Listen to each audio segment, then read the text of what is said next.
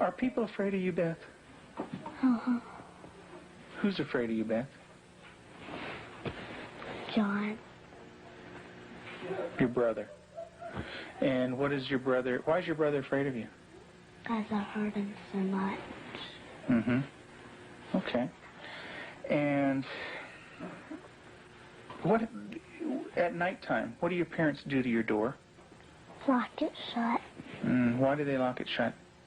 Because they don't want me to hurt John. Right.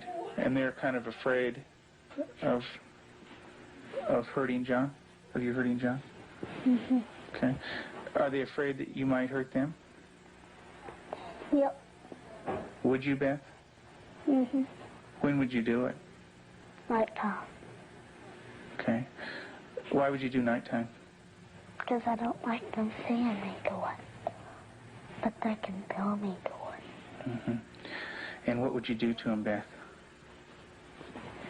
Stab them. Okay. What would you stab them with? A knife. The program you are about to see was compiled from the actual therapy tapes of Dr. Ken McGidd, a clinical psychologist specializing in the treatment of severely abused children. Children so traumatized in the first years of life that they do not bond with other people. They are children who cannot love or accept love. Children without conscience who can hurt or even kill without remorse. This film shows the devastating effects of abuse on a child. It also shows that victims can be helped. It is the story of a 6.5-year-old girl named Beth. Do you ever stick pins in people? Mm-hmm. Who? My brother. Okay. Do you do it a little bit or a lot? A lot. Okay. And what are you trying to do to your brother? Kill him. Why do you want your brother to die? Because I was hurt so bad, and I don't want to be around people. Okay. Who else would you like to stick pins into? Mommy and Daddy. What would you like to have happen to them? In February of 1984, they received a call from the Department of Social Services telling them they had 2 children available for adoption. They were told that Beth, 19 months old, and her brother Jonathan, 7 months old, were normal and healthy. We did not need children to make our lives complete. We felt secure in ourselves and secure in our relationship, but we wanted to share that with somebody else, and we felt like we had a lot to pass on to a child, and that was what we really wanted to do.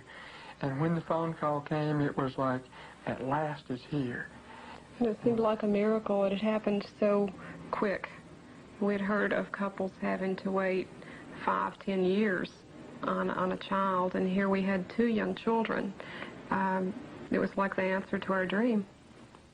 Their dream became a nightmare when they realized that Beth and Jonathan had severe emotional problems. We had the kids with us, Beth and her younger brother John, for probably a couple of months until we began to learn something about their background and their past. And when we learned it, some things seemed to fall in place about her behavior and John's behavior.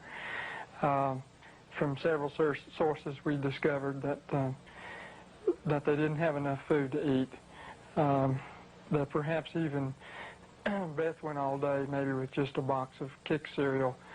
John himself was found in a bassinet with little patches of urine all over it and a dirty diaper and a couple of bottles at his feet that had curdled milk, and the back of his head was completely flat. The front of his head had bulged out, and at 7 months he couldn't raise his head, couldn't roll over. He was just had no stimulation, and we think perhaps that had happened to Beth, and it wasn't very long until she began showing some signs of perhaps even some abuse. Beth had endured severe neglect and abuse as a child. Her birth mother died when she was 1. Because of these early childhood experiences, Beth never developed a sense of conscience, love, or trust for anyone. The early sexual abuse by her birth father would cause her to exhibit inappropriate sexual behavior, especially toward her brother. Do you have animals, Beth? 4 of them. Can you tell me their names? Clyde, Shuggy, Darcy, and Annie. And Daddy said a day ago that there was a stray cat who did not have a home, so Daddy was taking care of it and took it to the vet when he had his flight to go. And what do you do to the animals, Beth? Stick them with pins. Do you stick them a little bit or a lot? A lot. What are you trying to do to the animals, Beth? Kill them.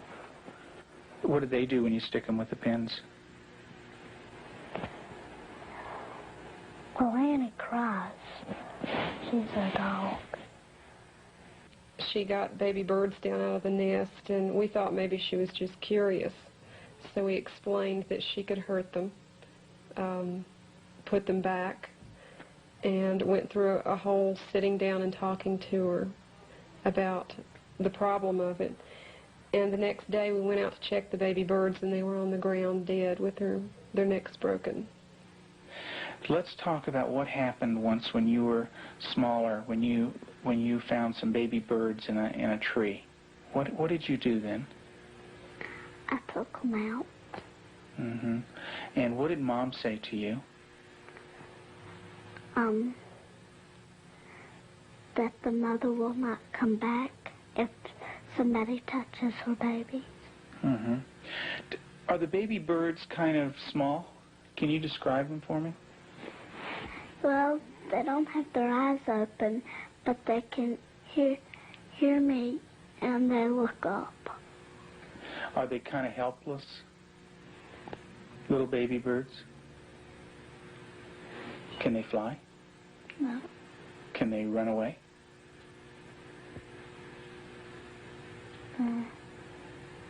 Yes. They can?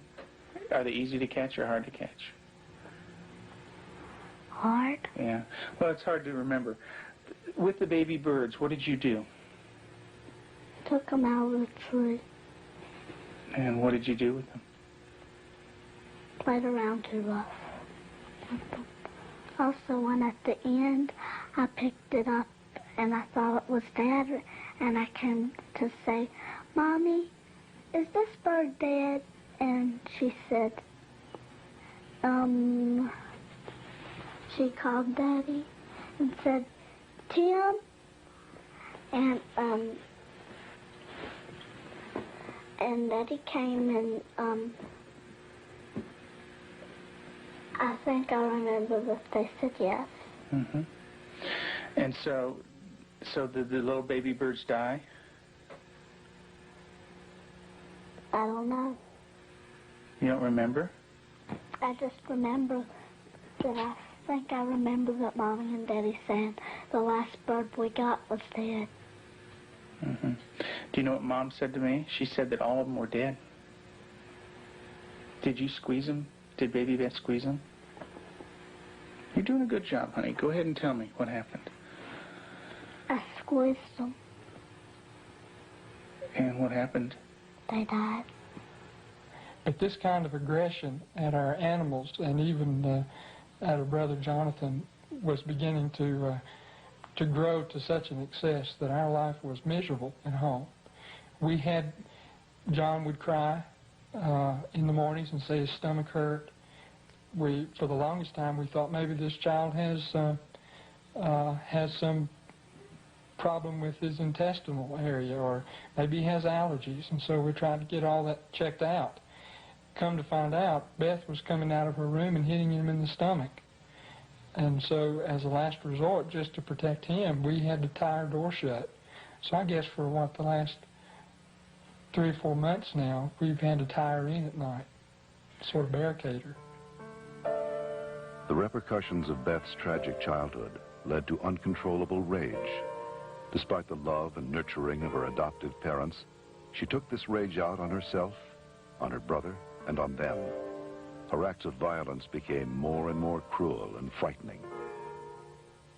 Well, I noticed several, like paring knives in the kitchen, missing. And my first thought was Beth.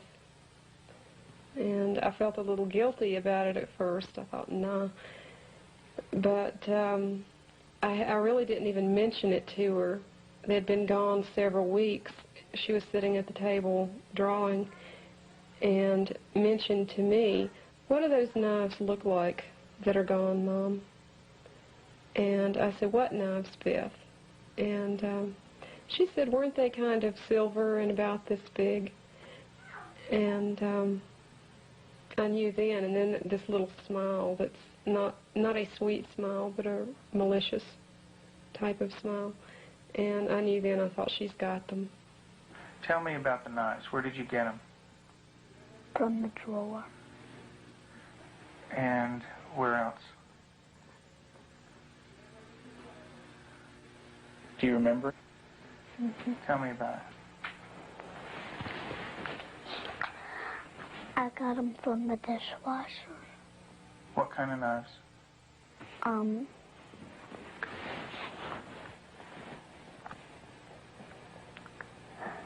Big sharp ones. And what do you want to do with those knives? Kill John and Mommy with them, and Daddy. And when Mommy asks you about where the knives are, what do you say? I don't know where they are. What did you think she might do with the knives? My first thought was Jonathan.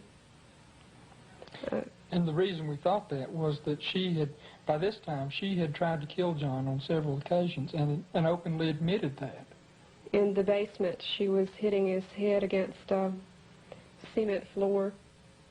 I heard his screams and ran down and had to literally pull her hands off, and she looked wild-eyed. Did you get real mad at him? Did you hit his head real hard? Tell me about it. How many times did you do it? A lot? Mm-hmm. What was the floor like? Cement. And what happened to your brother? Tell me about it. His head hurt real bad, but his chin, he had to have stitches in it. Could you stop?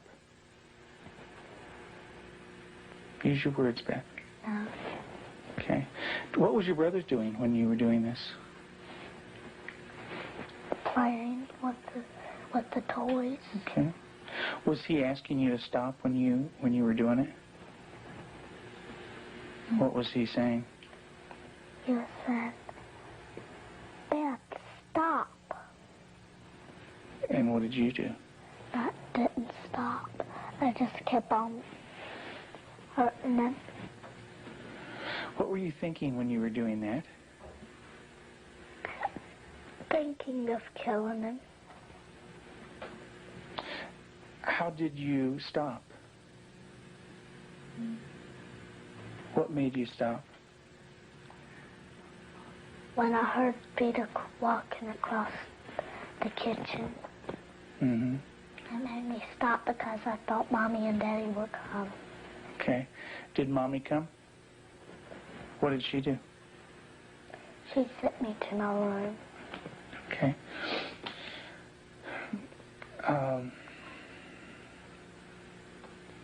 And what if Mom didn't stop you? What would you have done? Kept on doing it. And what about... After evaluating the extent of Beth's psychological problems, Dr. McGidd felt that for the well-being of the family, Beth needed to be temporarily separated from them. In April of 1989, her parents brought her to a special home with an expert at raising children with early attachment disorders, especially children who are dangerous to themselves and others. I have children that have killed numerous times. Cold-blooded family members, neighbor children killed them. And they can do it. Makes my blood run cold just thinking about 9 years old. People don't think a 9-year-old is capable of cold-blooded murder, but they are.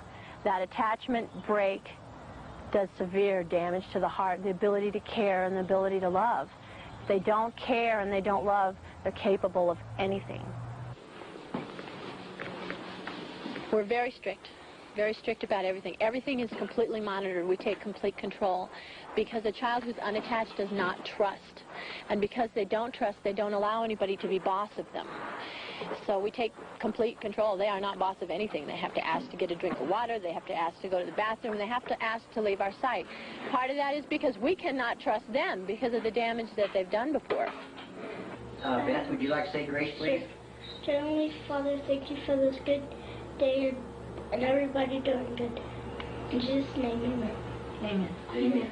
They believe that they're evil. They believe they're from the devil. They believe that they are not a person of value. And we have to change that, and we have to build that from a child who's nothing, who's a bad kid in their own mind, to a child who's valuable and loving, and they see themselves as that.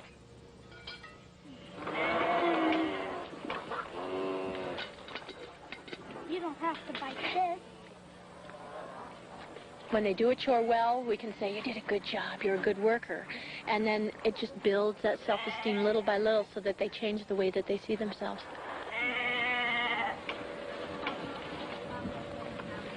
Several months into treatment in this controlled environment, Beth had made progress, and her therapist decided to loosen some of the controls. Anybody wants some more? I see that. Beth continued to show signs of improvement. She began to develop a sense of right and wrong. She seemed to respond to affection, was more outgoing. Gosh, you don't have to like. She went to public school, made friends at the local church, and even sang in the choir. And you're going to go into Sunday school again this morning? Yeah. And get stickers? Maybe you could put one on your nose. In the years you made it clear that the time of Christ was near, though the people couldn't see what Messiah ought to be, though your word contained the plan, they just could not understand. That's Elijah? Mm-hmm. Yeah, it's a beard. See his beard. There's his nose, and that's his... Oh, I see. Yeah, see his beard is kind of flowing in the wind and everything. Elijah taken up into heaven, the fiery chariot. Huh? Well, that's Elisha. That's the other prophet that took Elijah's place. And he was left, and there's Elijah, you know. And he learned about sheep, and the Lord is my shepherd. Mm-hmm. March 3rd, you just got that yesterday, huh?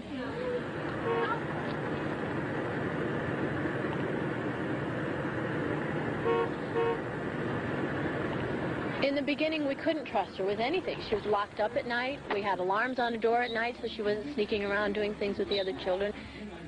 We don't worry about that anymore. There's no alarm on her door at night now.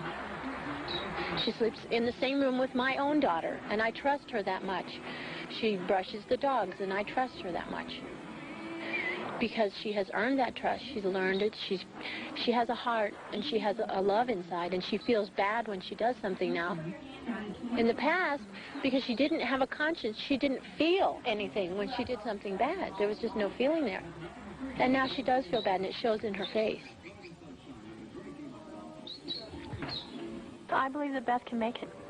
She's got a really bright mind. She's got a good heart now, which has done a lot of healing. She's got a really super set of parents. They're powerful, they're knowledgeable, they're motivated. She's done a lot of good work with you in therapy, with Cannell and with myself. She wants to heal, and that's the #1 key. And she wants to heal because she has a family that really cares about her, and she wants to be with them. Do you know where that anger came from? That's when my birth dad hurt me. I had it all inside, and I remembered it, and I started doing it.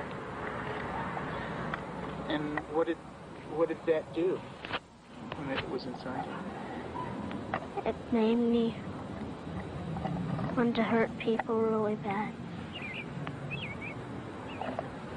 And who did you hurt? My brother, my mom and dad, and animals. And animals. Who did it hurt the most? My brother. Who did it hurt the most? Me. Why don't you tell me that? It hurt me the most. How did it hurt you the most? Because when I hurt other people, I'm burning my good self. How do you feel right now, Beth?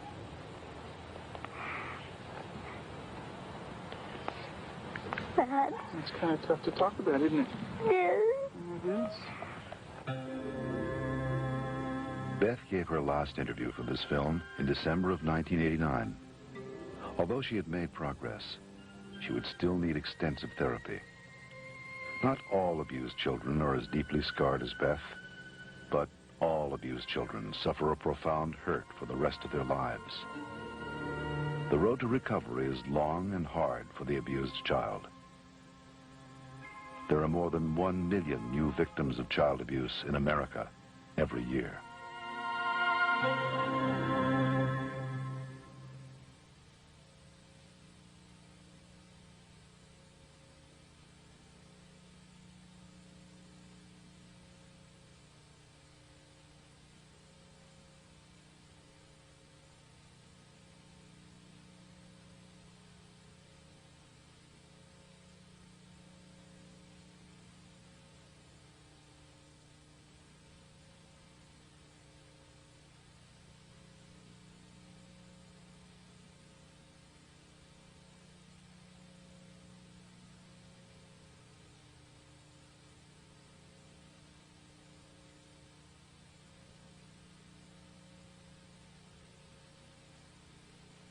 For further information on the prevention of child abuse, write the National Committee for Prevention of Child Abuse, Post Office Box 2866, HBO, Chicago, Illinois, 606.